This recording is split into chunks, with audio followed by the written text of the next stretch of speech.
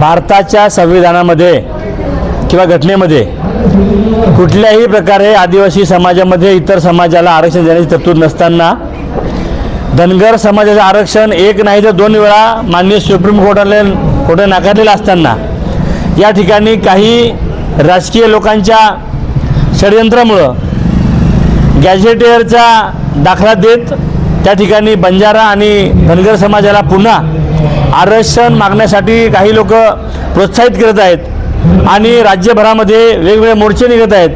त्या मागणीला आमचा विरोध आहे आणि त्या विरोधाला विरोध करण्यासाठी आज या ठिकाणी आम्ही हा मोर्चा काढलेला आहे। सुप्रीम कोर्टाने धनगर समाजाचं आरक्षण 2दा नाकारलेलं आहे, त्यांचा प्रश्नच येत नाही। बंजारा समाजाचा उल्लेख आहे न्यूमेरिक ट्राईब भटक्या विमुक्त जातीमध्ये आहे, जमातीमध्ये आम्ही जमाती आहोत। त्यामुळं घटनेच्या आणि संविधानाच्या माध्यमातून त्यांची मागणी चुकीची आहे। सातत्याने आम्ही सांगत आलो की धनगर समाज आणि बंजारा समाज यांचे जे नेते आहेत हे त्यांच्या समाजाला दिशाभूल करतात आणि मग ती भोईबाबडी जनता त्या ठिकाणी मोर्चे काढते, आंदोलन करते।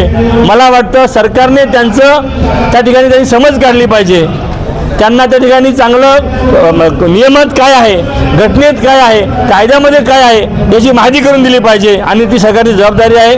आज या ठिकाणी आदिवासी आरक्षण बचाव समितीने हा मोर्चा आयोजित केलेला आहे। आम्ही सर्वपक्षीय नेते आजी माजी आमदार खासदार या ठिकाणी उपस्थित आहेत आणि समाजासाठी आम्ही सर्व संघटना या ठिकाणी एकत्र आलेलो आहोत। निश्चितपणानं यापेक्षा अधिक तीव्र आंदोलन पुढच्या काळामध्ये या जिल्ह्यामध्ये होईल अशा आश्वासन आपल्याला मी आश्वासित करतो।